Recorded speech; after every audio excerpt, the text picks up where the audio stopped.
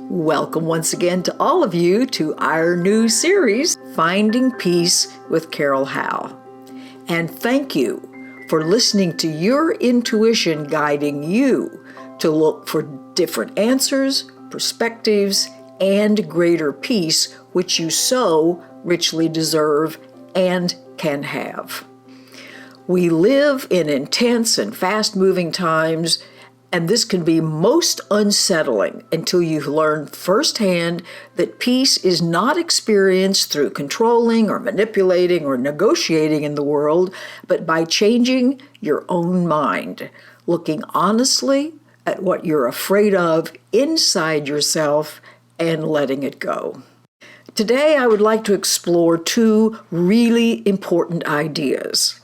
The first is that when we hold in our emotions and feelings and do not express them, everyone loses and no one wins.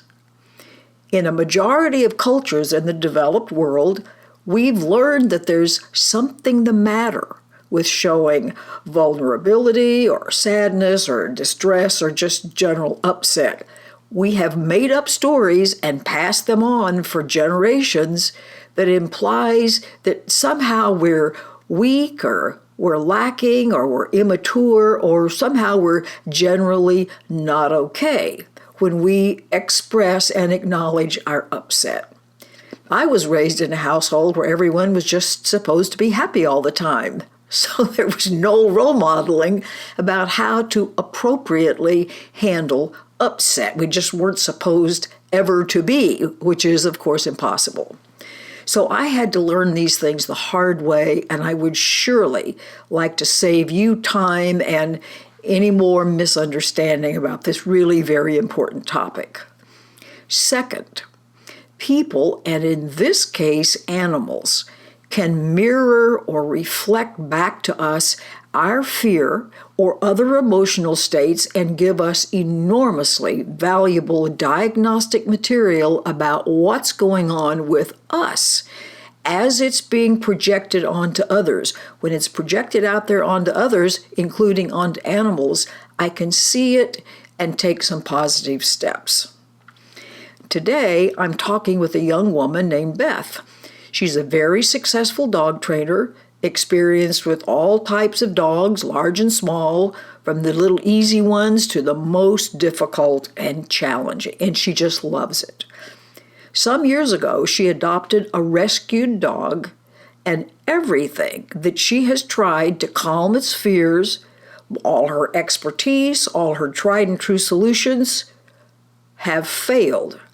Although no problem at all with all her other two dogs and with those she's hired to train. So we're really glad that you're joining us as Beth and I explore now her repressed emotions and this particular dog's behavior and how they're related. And what can happen when those emotions are honored and expressed and released. I'm sure this is going to be important for all of us to listen to, so enjoy. Here we go.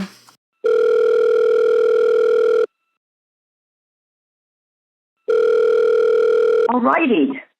Well, Beth, thank you so much for writing and telling us about what's going on with you. So just so that everybody knows, please tell me what brings you to my telephone.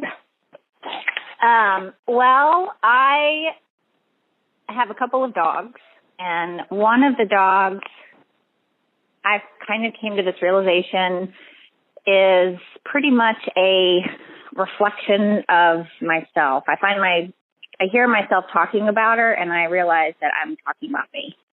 I think that's marvelous.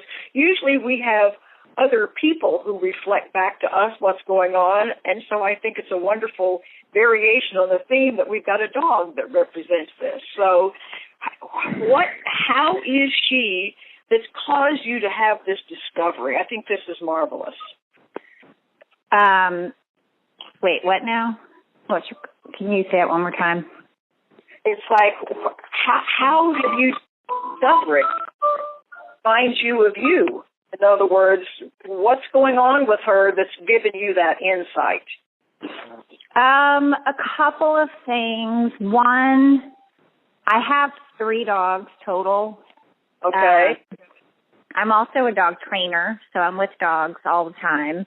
Marvelous. And at one point, I had 5 dogs, and I noticed, just more or less recently, that when I talk about my other dogs, I don't have so much like a charged energy about it, I guess, or like if I scan through my whole body, for example, when I talk about other dogs, I don't have any tension.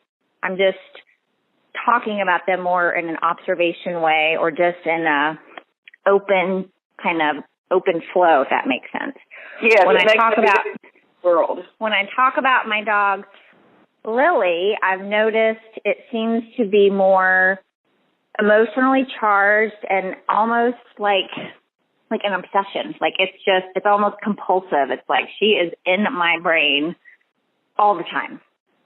I think that I just realized there's a difference in the way I think about her, work with her in comparison to every other dog I've ever had.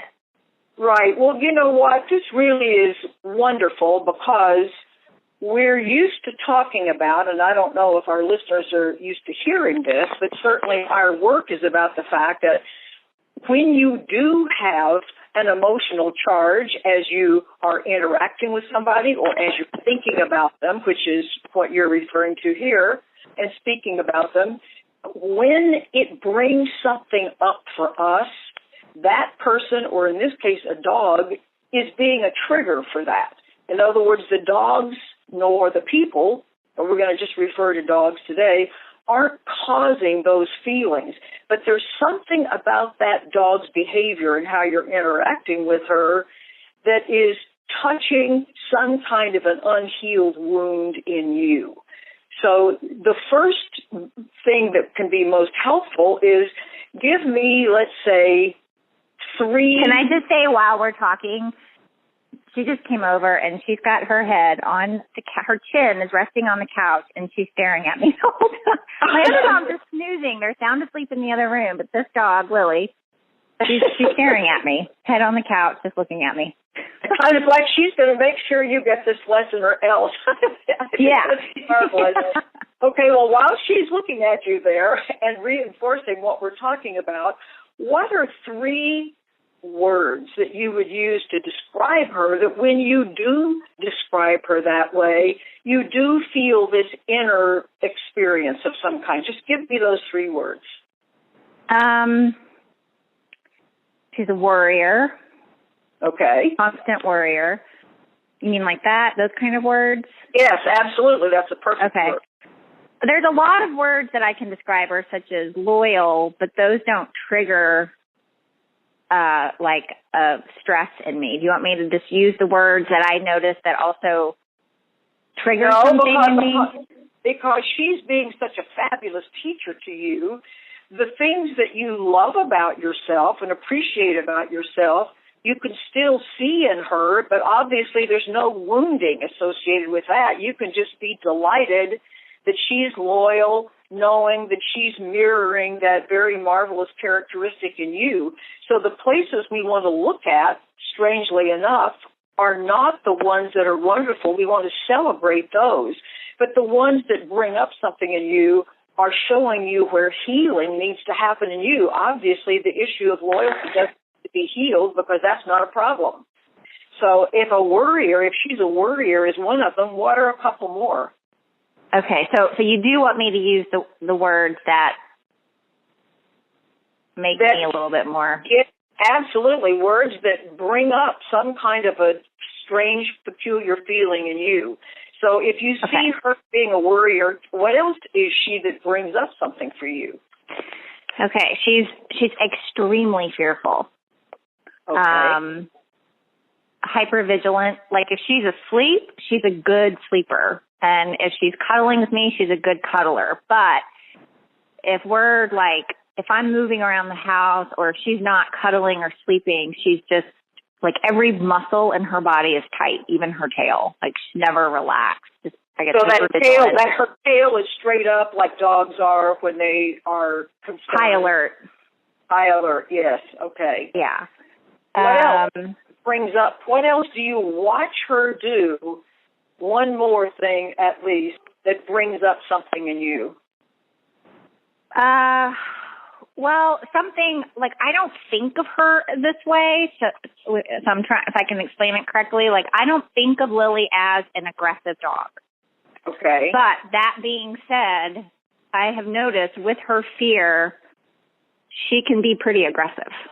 Well, that's true of not only dogs, but human beings and everybody else, because that's just the natural survival instinct, that if we think that we're endangered and deeply endangered, we're going to do everything possible. I mean, all of those fight or flight hormones are happening in animals, and we're animals, so they happen in us too. So being like I can't even have someone come over and come inside my house.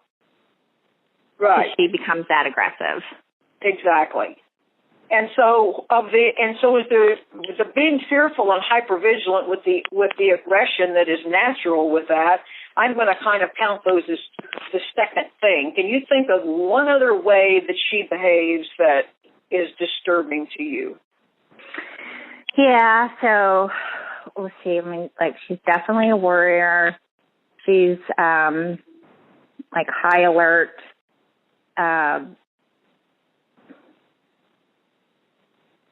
Which ones are, I mean... Well, those really are, well, let's just stick with those. Those are all kind of the same thing. In other words... She's just, I mean, I just think of her as so fearful. She's just, like when she's in the yard, unless she's doing like a natural prey drive, chasing a squirrel, she doesn't just lay out very much in the sun and sunbathe. Like she's a 50-pound terrier mix. Her nose is in the air, constantly sniffing. Yeah. But in an alert way, like who's over there, who's coming around the corner. Right. I can't think of one word to describe that though. Just always on alert, very, very worried. Well, let me ask you this. He doesn't trust other people. It took a good almost 3 years for her to completely trust me and my husband. Okay, so in other words, there's no trust. There's suspicion, which kind of is part of all of that as well. Well, let me ask you this. I understand that Lily has been this way for a long time. In other words, like you say, she's taken 3 years to come to a place where you're comfortable having her around. When did this start to bother you the way it apparently is now? When did you wake up one morning and go, my word, this dog reminds me of me? Well, that was just more recently when I don't know, something shifted. I'm not sure, but I started hearing myself talk about her. And maybe recently I've talked about myself in that way. I don't know, but this light bulb went on where I was like, oh my gosh, the way I'm describing her is the way I describe myself. And then, two, I just realized my obsession with wanting to, quote, unquote, make her better to where she's not so aggressive. Like, I couldn't let it go to where it's like all I'll talk about. So you're just kind of really obsessed with this fearful behavior of hers. Notice my phrase, of hers. And so you think, now what we have to do is back up a little bit and take a look at what the feeling is that is coming up in you that apparently is truly, really wanting to be let go of, because the fact that you're just talking about her and feeling this all the time, it's as if this feeling quite desperately wants to come up to be experienced and released. So what is the feeling in you? So now she's done her job as the trigger, so we know we can imagine what kind of a dog she's like. So now what we want to know is, what is the feeling? Not the ideas, but the feeling that comes up in you as you watch her do what she does. I guess fear isn't really a feeling, is it? Well, yeah, fear is a feeling. It's like if you notice in your body, does it feel tight someplace? Yeah, I get like, here's an example. She and I, before you called, I mean, I used to not be able to walk this dog in public because she was so aggressive. Okay. And we've gotten to where we can walk, but I leave the house on high alert. I'm like, where, just kind of looking at her surroundings to see what I need to work with her. And she's the exact same way. And I don't know which came first, the chicken or the egg. And we were at the end of the driveway, and an old neighbor, this man who she's never met, pulled up to drop off some tools for me. And I didn't know he was coming.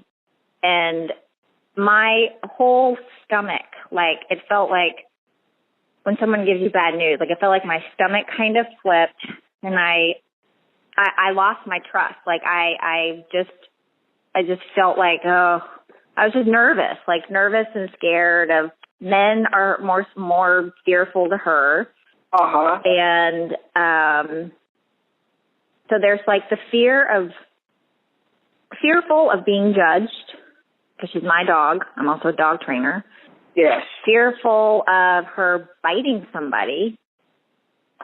Those are the two main things. And so, of course, at first, she was very alert, very stiff, started lunging and growling, and the man was very calm about it, and we came up in my driveway. And then something shifted in me, and I was like, the fear started to go away, because I thought, I know what to do. Like, I know how to help her. And as I got her reeled back in, I started calming down too. But there was still, like, I was walking on a very thin line. Yes. Just on the other side of that line was my fear of, oh gosh, one, I'm going to be judged, and two, she's going to bite. Okay, that's really excellent, because what you now can realize, or I hope you now can realize, is the dog's behavior, and this, we'll just use this incident as the whole thing is a triggering that brought up fear for you. Now, people are not used to thinking this way, but what I want you to think about is, now that the fear has been brought up in you, as we talk about it, now you can separate out what it is that triggered the fear. Because what I need to say over and over and over again is that incident did not cause that fear, because there's a part of you that knows you're perfectly able to handle any dog you deal with. So what the situation and the dog's behavior and so on are doing is triggering a fear in you that's been there long before you ever met this dog, or long before you ever did dog training, or long before you ever ran into this man or anything else. In other words, the fear that's coming up is a very primal fear. Does that make any sense to you? Mm-hmm. You just said something that reminded me to say this. I work with dogs, and I'm talking German Shepherds, Rottweilers, huge, big dogs, as a dog trainer, and they are lunging, frothing at the mouth. They're acting like, crazy, ferocious animals, but really they're just scared. But I never feel that way when I'm with those dogs. Like, I never feel worried. I never feel like, I feel completely confident, and I don't have an emotional response, except for with my dog, which is also why I knew there's something about this dog, because she's mine, and it triggers that response. But if I'm working with somebody else's dog that's really aggressive and looks really scary, I have no fear, and there's nothing. I just have complete confidence. That makes it even more an amazing case that this dog is triggering something that has nothing to do with dogs. This has to do much more with what you just said, of fear of being judged, fear of being wrong, fear of not being trustworthy, all those kinds of fears that got programmed in when you were a tiny, tiny little person. And if you go back through the history of your life, you'll probably recognize that there were many instances and areas of your life where you were really worried about being judged and found lacking in some way. Is that fair to say?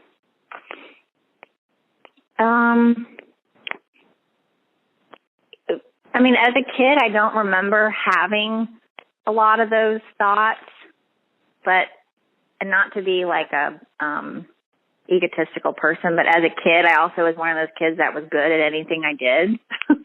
Yeah. So I never worried about being judged, if that makes sense. Like I never had the opportunity. Well, let's go back further than that, since you and I have talked once or twice before. And it seems to me like I recall you're saying when you were a very little girl that if anybody ever saw you upset, like your mom. Oh, yeah. Yeah, I forgot about that one. You would run into the bathroom and you would hide because you didn't want anybody to judge you as not okay because you were upset. Remember that? Yeah, that was that was probably my biggest fear, was to have anybody see me cry. Okie dokie. So in other words, there's what the judgment is about is in one sense not relevant. So it certainly would make sense that you wouldn't be worried about being judged about your schoolwork or your athletics or anything else because you were good at that. But more to the point, some of those issues that are more about you and not what you're doing. See, there's a difference between being judged for you being you and being judged for your performance of something. So no, you weren't worried about your performance because, that you had confidence in, you knew would always turn out well. But what we don't have so much confidence and trust in is that we, in the full expression of being who we are okay and won't be judged. See, it's that's built in when we're so little we don't even know it was built in. And therefore, a lot of it is unconscious. So along comes a dog, usually, and I shouldn't say usually, but most people who call me, it's a person and not a dog, but occasionally it's an animal of some kind. Don't make me feel judged. I'm making you feel wonderful.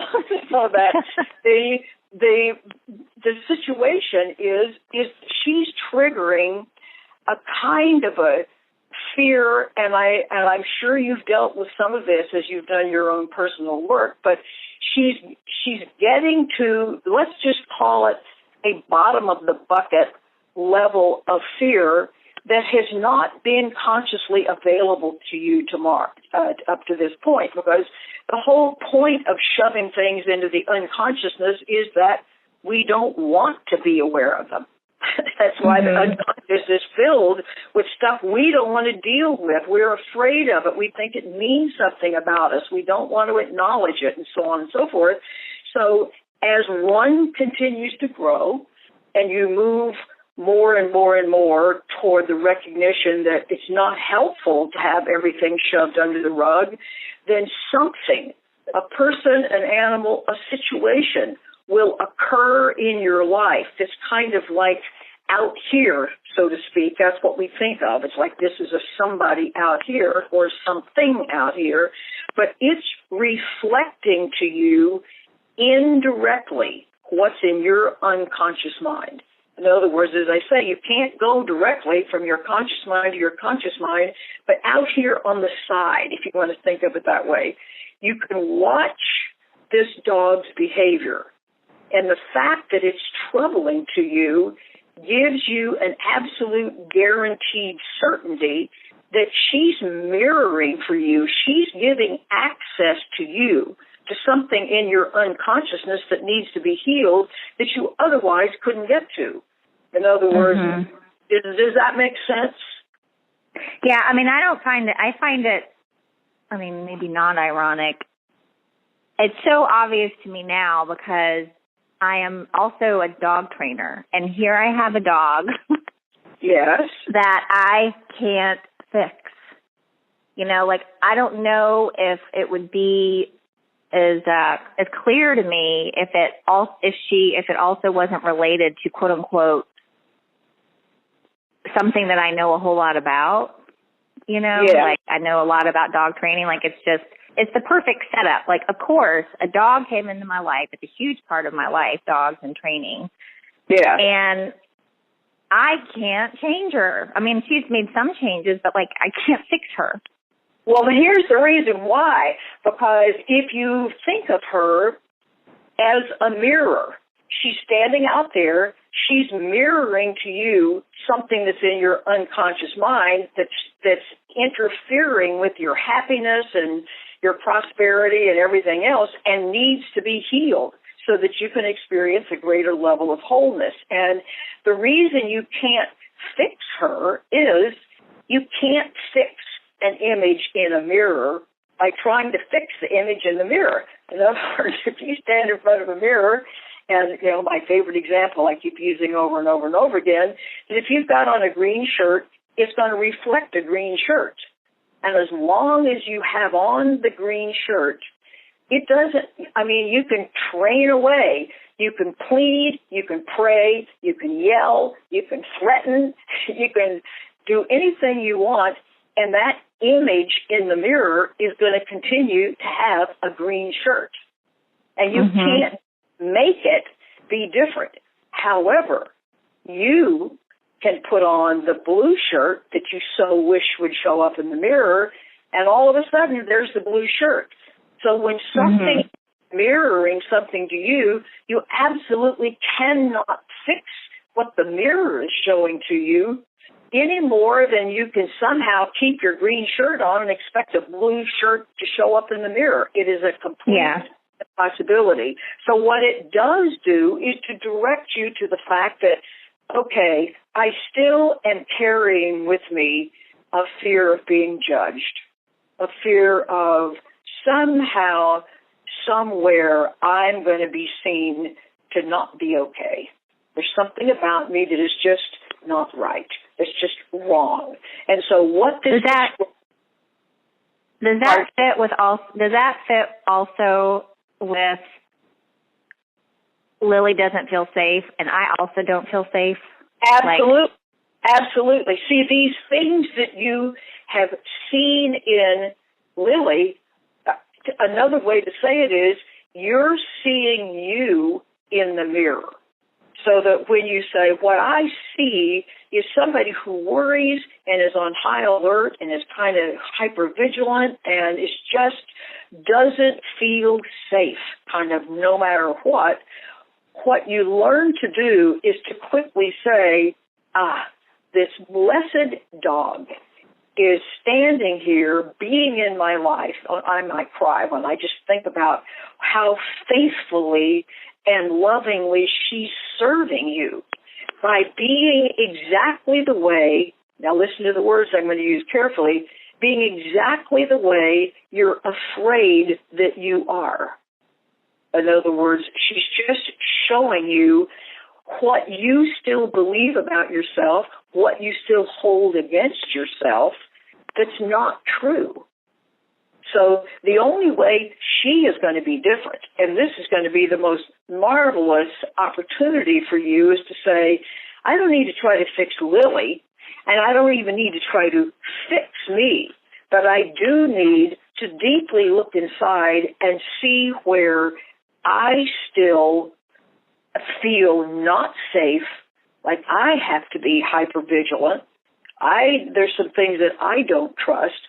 See, none of these are character flaws. None of these mean that there's a thing the matter with you, but it does say, like all of us, we were programmed and conditioned, and those neural networks were put into place, some before we were even born, and so many of them in our pre-verbal years, before we even can talk, before the self-talk begins to register in your mind, so that you pick up from the environment around you, from your parents, from ancestral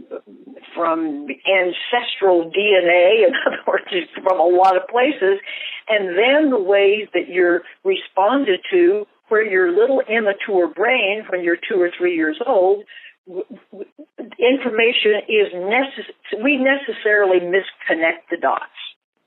So that you have sitting down in your unconsciousness kind of a rat's nest, so to speak, of I'm not safe, I'm not okay, I don't know what's going to happen to me, I don't know when the next threat is going to arrive, I don't know that I'm able to handle it. In other words, there's that pocket of distress that's still alive and well and constitutes a wound, so shall we say. Does that make sense? Mm-hmm. And somewhere along the line when you were talking, I had this other aha moment. I kept thinking that I don't think of myself as aggressive. Like, that's not something I use to describe myself. But I just had this realization that on a cellular level, I do, because I have an autoimmune disease called lupus, and my cells attack my own body. Absolutely. And I've always pictured them as these little aggressive, like, soldiers in there. And That's so I'm right. like, oh, I wonder if that's related to my dog's aggressive. Like, she's not aggressive towards herself, but she's aggressive towards others. Absolutely, and because you were brought up in a very nice, polite family, you're not likely to be overtly aggressive towards your next door neighbor, and so that deep kind of upset and fear and anger is directed towards your own body instead. But that's outstanding that you've put two and two together that way. It's like, oh my gosh, if she's showing me aggression and I'm disturbed by it, you can be 1,000,000% positive that that's something that disturbs you in yourself. See, because the other party, in this case Lily the dog, isn't causing anything.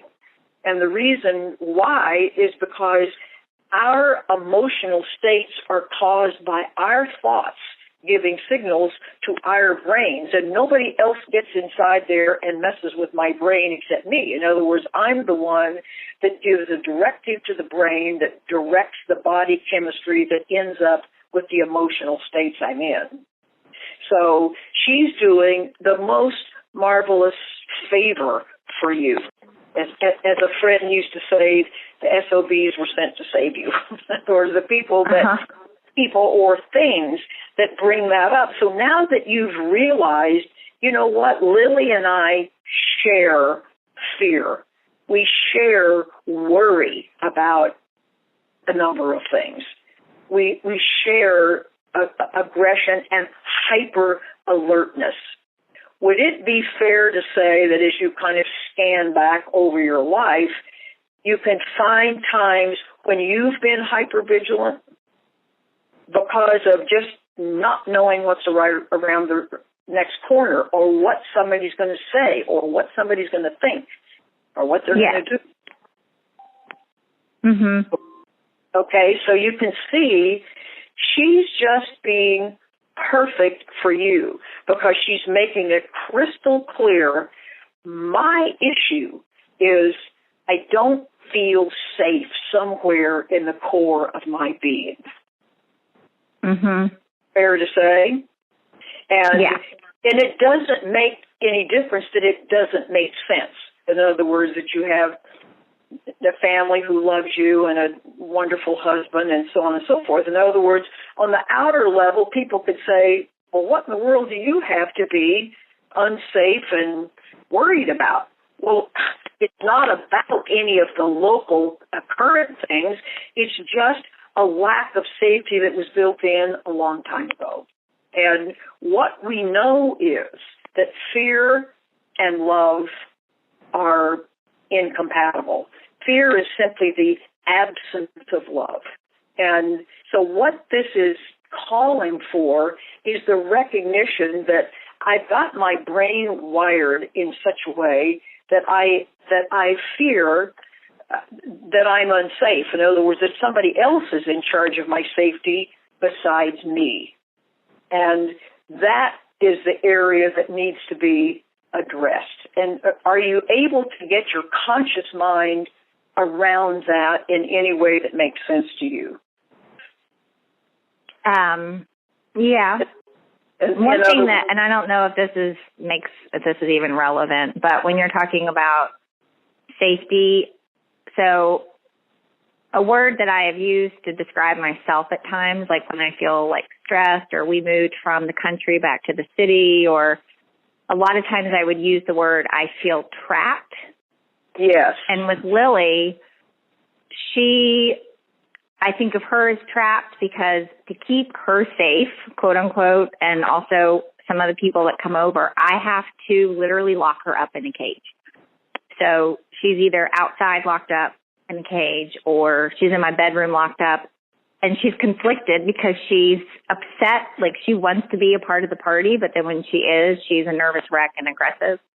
Right. So like when I hear the word safety, I also hear the word trapped.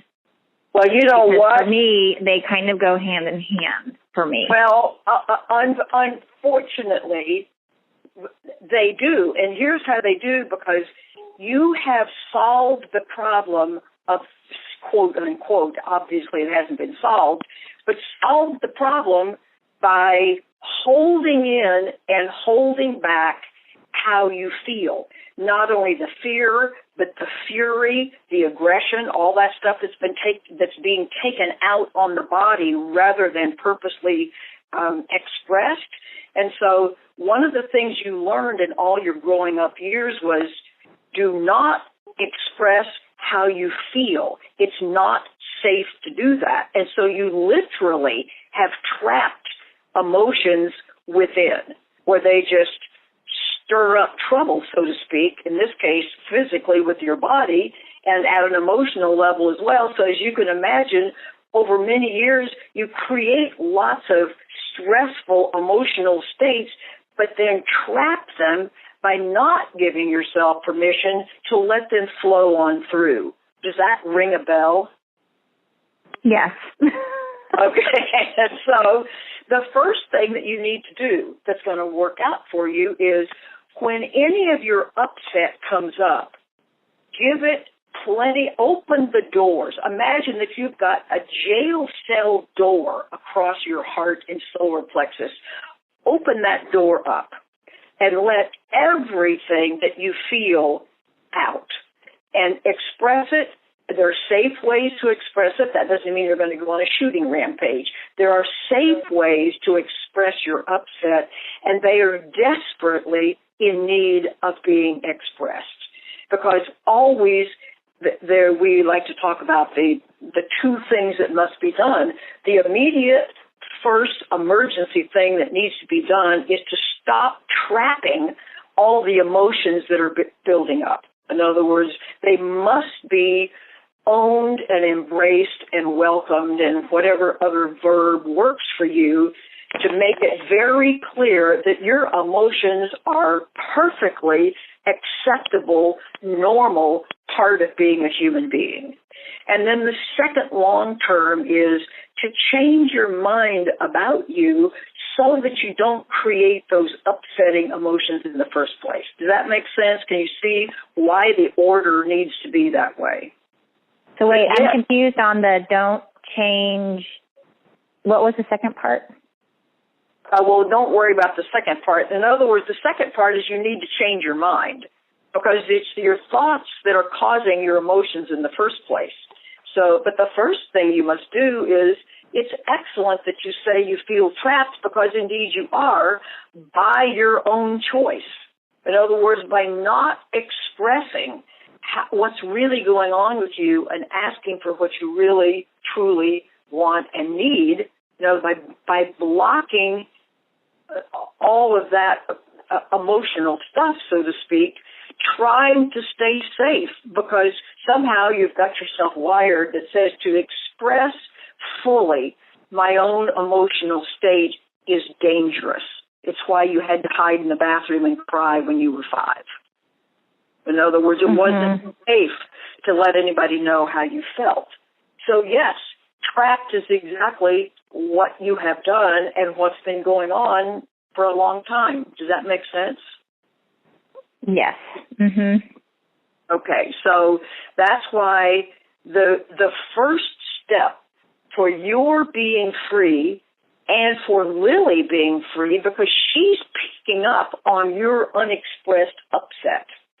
My heart, I can be on the phone, and I think that's why she came over here. I was like slightly nervous when we started to talk, and she came over and put her head on the couch.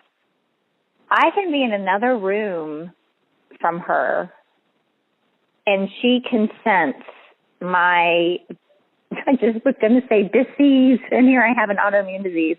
Yes. She senses it and can find me in that room. Yes. She's so sensitive to it. Well, so that should tell you that I have a really big And I've never had a dog do that before to that level. He's just being particularly your partner in salvation, so to speak, by making it so clear that you carry this big prohibition, first of all, creating upset by feeling unsafe, and then doubling down on the problem by not expressing those emotions. And she's there. It's like there's this great big pulsing red light, so to speak, of all those unexpressed emotions, and how could she not, as a sensitive animal, pick up on it? And you might say, and then what happens is I start to feel bad, and so then I start to shut it down because I'm afraid that she can't handle it. Well, see, and there you go. In other words, your modus operandi is, if I start to get upset, shut it down, because then I'm going to protect everybody from something. We don't know exactly what the something is, but what all that does is just make everything worse. In other words, because when you shut down the expression of it, the upset level is increased for Lily, not decreased. So in other words, you're not protecting her, much as we've, learned crazy things like this. She's not being protected by your trying to protect her. She would feel much safer if you just allowed yourself to be fully emotionally you.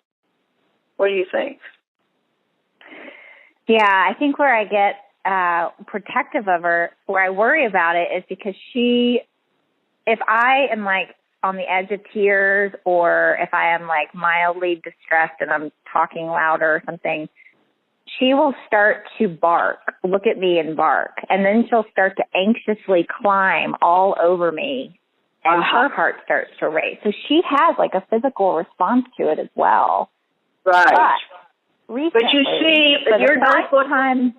Well, I was going to say recently, for the first time ever, my husband and I were home, and I was talking to him about a memory that I had. That even thinking about that memory right now, I can feel tears coming to my eyes, and my chest is tightening, and it's freaking me out. And I had to cry because I was going to start to hyperventilate. It felt like a panic attack, and I knew at then that moment that I had to let it out because I couldn't breathe. Yes. And Lily did not respond the way she used to. This time, she climbed in my lap and relaxed in my lap and put her weight into me in a very different way than it was a different experience. Well, see, you just now made my point, which is when you're true to yourself, she can relax because there's authenticity, so to speak, is happening. So I think that's marvelous. I hope that the light bulb went on for you at the idea that when you realize I can't hold in my feeling any longer, and she relaxed and was there for you, was that startling? It was. And then what was weird is after a few minutes, like I even thought, like I put my arms around her and I like cried into her because like she was just there. And then she then went and got in my husband's lap, but she didn't seem alert about, like she didn't seem her tense self either. And he was actually getting a little upset in response to my upset. Like he was like an empathetic response almost. He wasn't. And I think she sensed it, and then she relaxed in his lap. And I remember thinking in my head, did she just go to him for comfort, or did she also go to comfort him? And either way, I don't think it really matters because she took care of herself if she needed to get comforted. Like she did it on her own. And she took care of herself when you took care of yourself. Can you see how intertwined all that is? So that take that as the first step, so that as you go, you know what, I know my family history and my long, early conditioning is hold everything in, be together, never let anybody see you sweat kind of thing, in other words. And that is such unhelpful learning. So what you want to do is to just spend some quality time with yourself, loving yourself. It's like, I so have a right to feel how I feel. In other words, however I feel is great. Nobody is going to judge this if I don't judge this. This is you having learned very early on to judge yourself for having certain emotional states. And you've tried so hard, trapped yourself greatly by holding all that in, and everybody has paid a really big price. And blessed Lily has come along in the most loving and amazing way to help you see the consequences of that early programming, so that in a way that perhaps you never have been before, you are motivated to change your mind about you, your rights, what you're able to do, and how you will absolutely be loved and adored and cared for when you express your emotional state. That's not going to stop. What do you think? Yeah, I agree. I just also put something together. I wish I had a pen so I could write it down. But the word that comes up a lot with Lily is, like, with me and at times, is trust. Like, I said something recently to my husband that if I could just trust the situation, like, if I could trust that Lily wouldn't hurt anybody, if I could truly trust that moment, if I could just trust it all, I don't think she would bite anybody. I don't think anything would happen. But I just realized I don't trust I just put together, I don't trust myself to let people see me break down for whatever reason. Like, I don't trust myself to break down in front of my dog because I was afraid she couldn't handle it and she would get upset. One time I started crying in front of a friend. I finally felt like my friend could handle it, and my friend started crying when I started crying because it was a sad story, and I clamped up and I suddenly couldn't trust it anymore because I thought I was going to hurt her with my own tears. So I can't trust the situation for myself to come undone in front of people. And so there you go. It correlates with my dog. I can't trust my dog and to not bite somebody. And so therefore I get nervous about it. But I really feel like if I could just trust, she wouldn't bite anybody. Well, you've just made another gigantic discovery, which is all your life, part of the reason why you have trapped all those emotions in and not let them be properly expressed is somewhere you were programmed, not necessarily deliberately in a way, that the people around you, your parents, grandparents, whatever, would be upset if you were upset. In other words, you learned very early on the way that I'm going to make it in life. Now, this doesn't make any sense, but we misconnect these dots when we're like a year old. I mean, this is not when we have a rational mind to think these things through. So very early on, you got yourself programmed that said, I will be hurting or in some way disturbing the people around me who are responsible for my care. Now, again, this is done instinctively, not cognitively like this. I'm using words to describe it, but that's not what you were thinking. You weren't thinking when you were an infant. But the idea that I dare not, I might not survive. You see, this not showing how you feel was wired in at a survival level, not at a casual, oh, maybe I could do it or maybe I won't level. It was wired in as I could likely not survive if I... Well, I also worried the other person couldn't survive it. Yeah. And so I worried I was going to hurt somebody else, or I was going to be judged as weak, one or the other. Either I was going to be judged as weak, or the other person couldn't, hold my pain, that space, and they would feel the pain. Right. In other words, if you weren't weak, they would be. Yeah. In other words. Exactly. I never thought of it that way. But you see, all of that is total insanity.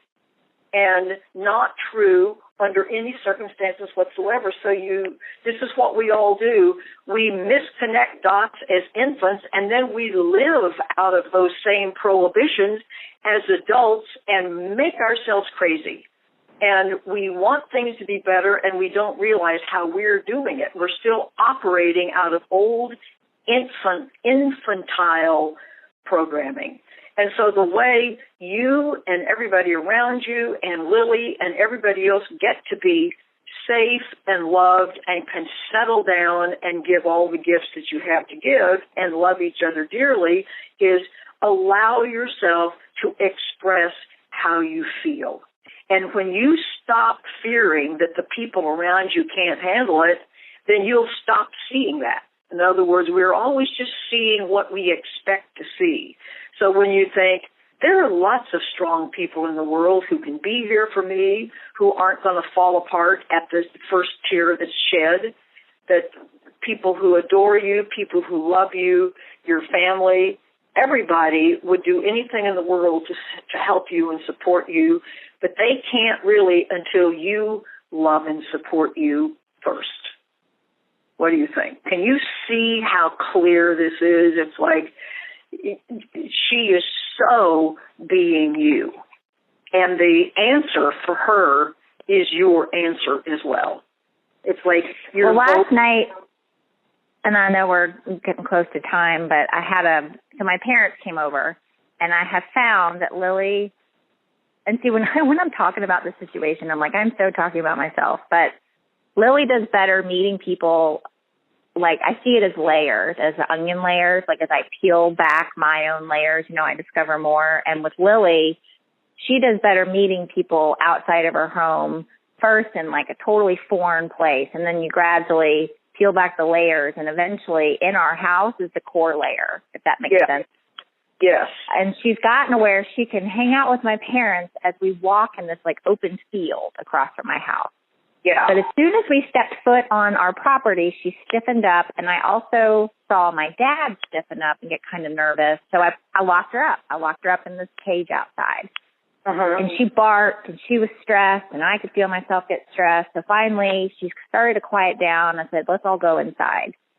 And then we were inside, and there was something, like, in my mind, like, I didn't trust my dad. Like, I didn't trust him with her because I could tell he was fearful of her. Uh-huh. But Marty has no fear of my dog. And there was something that shifted. I don't know what happened, but I said, Marty, I wasn't even expecting it. I said, do you want to go outside with me and let her out of the cage? And she said, sure. And here, this barking dog, this time I felt no stress, no fear. I 100% trusted Marty. I just trusted, and I trusted Lily, and I opened the cage. And at first, Lily was scared to come out. And we had to coax her, and she came out, and she had her head in Marty's hand, like Marty was giving her treats, and Lily was this, like, timid but soft dog. Like, her body was soft, and you could see she was scared, but she was allowing Marty to connect with her. It was so weird. But it's also so revealing that when each of us, whether we're animals or whether we're people, when we enter into any interaction lovingly and not fearfully, we transmit that abroad in the land, and everybody picks it up. So it's like your job is to once again realize there's not a problem with you. There's not a problem with Lily. There's a problem with your old programming that prohibits you from freely being emotional you. In other words, you're free to be yourself in other ways. When you allow yourself to be free emotionally, you have every right in the world to express the emotions that are created, and you will continue to learn to create less and less and less fear and upset that has to be processed. But in the meantime, let it out. Open the cage doors where those emotions have been required to be trapped.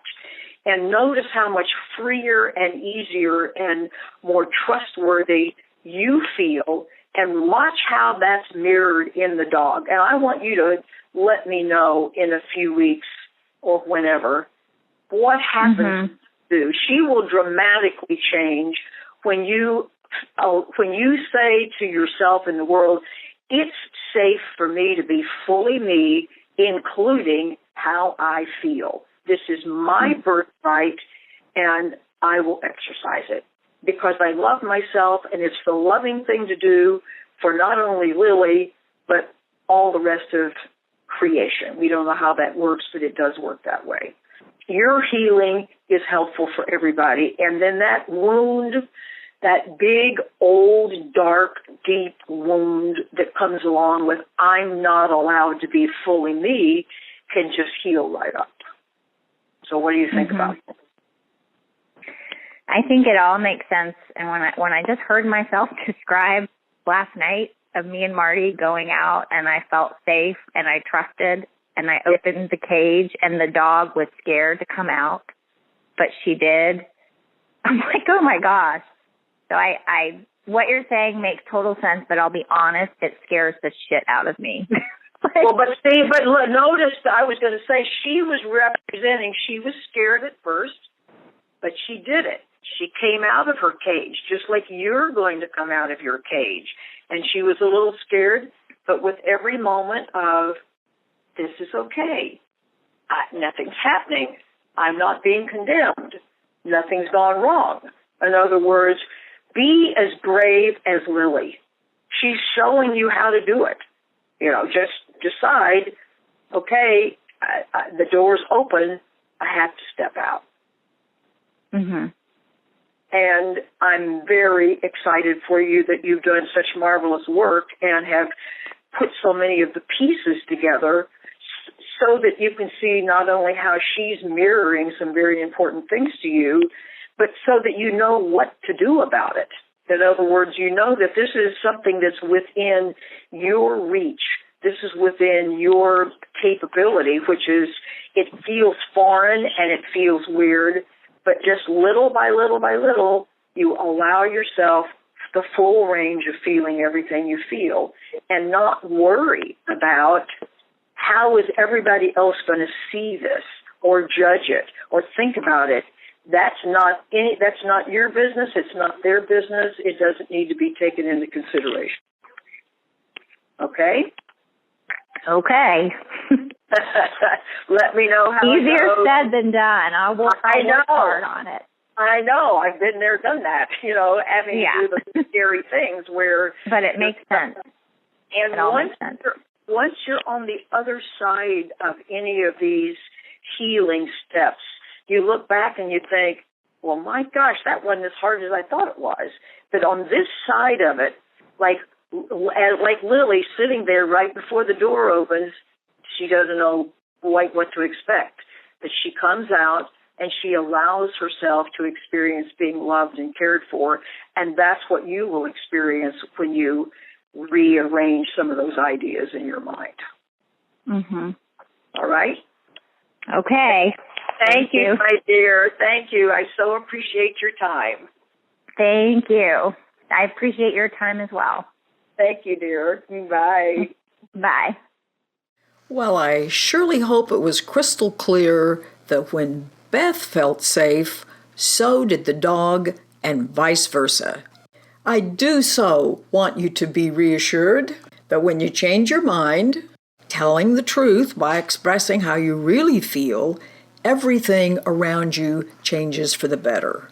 It's that mirror process thing at work. Beth discovered on the call exactly what this dog was revealing to her about herself and her own pain, and how her imprisoned emotions were negatively impacting this dog. She had some sense that they were related, but she hadn't gotten it sorted out until we talked. And I fully expect to hear of her continuing progress as both of them release their fears. So now if you have issues that are confusing to you, either about their origin or their resolution or both, please send in your challenge to findingpeace@carolhowe.com, and we'll include it on our list to look at for next week's selection. Thank you so much for joining in our discussion, and best wishes until we meet again next week. Goodbye for now.